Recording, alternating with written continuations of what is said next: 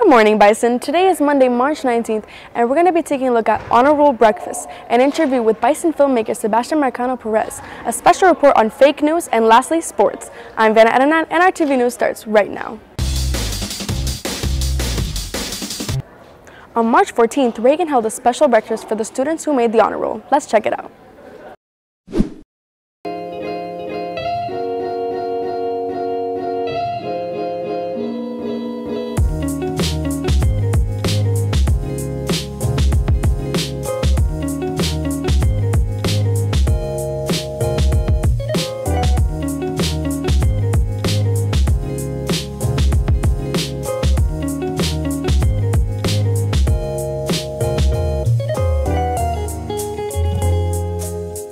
Good morning, Bison, and welcome to the Ronald Reagan Doral Honor Roll Breakfast for the second 9 weeks. All the students behind me have gotten on the list for the Principal Honor Roll, Superior Honor Roll, so on and so forth.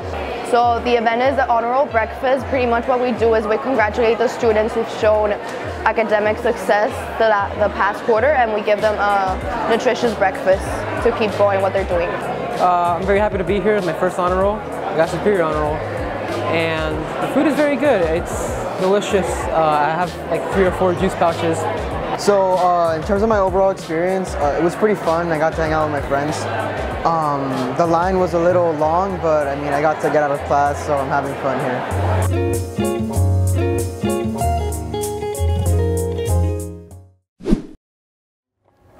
RTV News recently sat down with fellow senior and award-winning filmmaker Sebastian Marcano Perez to talk about his film, Those Who Sit Above. Let's see what he said.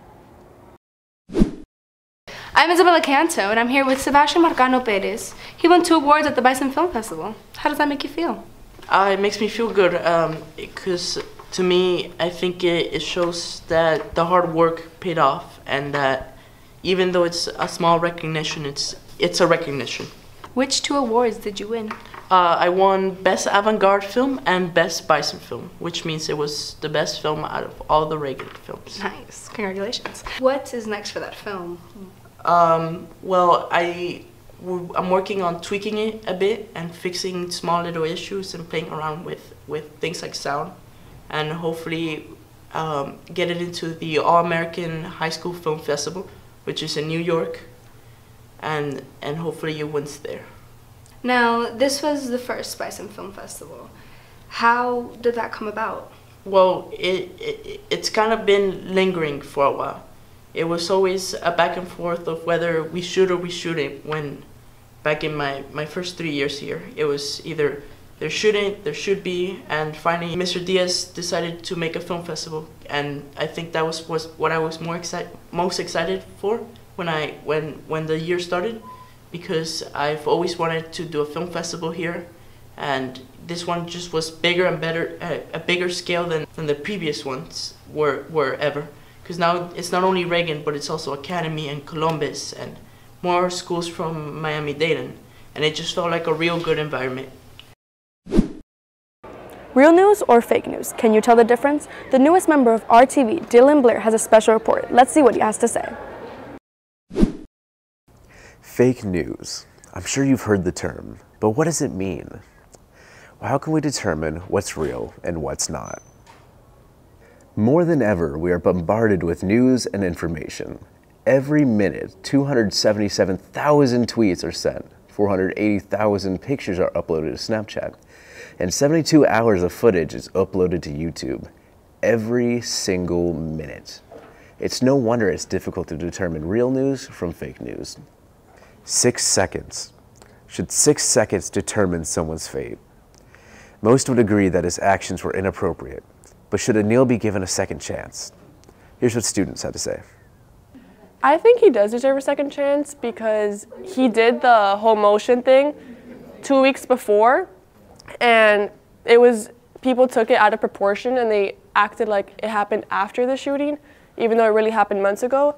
I think he's one of the security guards at our school that does one of the best jobs. He's constantly putting the decals for people that mispark their cars. He's always looking at the cameras, and I just think the whole thing was blown out of proportion. I think he was suspended for some time, and now I think it's time for him to come back. I do believe he deserves a second chance because since I personally know him, I know that he didn't mean it in a bad way, but I can see from the outsider's point of view that it could be misinterpreted, but overall I feel like the whole deal was blown out of proportion by not only the students but also the parents. I think also his actions were kind of taken out of context. His actions were wrong, but like I said, everyone deserves a second chance, and he also does. I do think he deserves a second chance because even if he made a careless mistake in that video, he was a really good security guard and he cared a lot about the students that come to the school. I don't think he deserves to lose his job just because of such a trivial mistake. In addition, a petition was created on change.org. As of this taping, 1,969 people have signed to bring him back. And what about parents? RTV News interviewed Maite Canto, the mother of 5 Ronald Reagan students. Here's what she said. I honestly don't think Neil should have been fired. It was clearly a joke that he was playing with the students, and I think he was judged too harshly by losing his job. RTV News will continue to monitor this story and will give you any updates. Now let's take a look at this week's announcements. Testing season is here. Don't forget you need a recent ID. If you don't have one, please see Miss Medina in the Media Center. Come watch In the Heights, March 21st and 22nd at 7 p.m. in the auditorium. Tickets are $8 pre-sale and $10 at the door. Girls softball has 3 home games this week. One on Monday versus Killian, one on Wednesday versus Westland, and one on Thursday versus Ferguson, all at 3:30. Boys baseball has 2 home games this week. Monday, March 19th at 3:30 p.m. versus Keysgate, and Thursday, March 22nd at 3:30 p.m. versus Central. Do you like movies? Join the new Bison Film Society. Their first meeting is on Wednesday, March 21st in room 225C. Ask Mr. Diaz for more details. That's all for this week's announcements. And thank you for watching this week's episode. Make sure to follow us on Instagram at RRTV News. And tune in every week for your weekly dose of RTV News.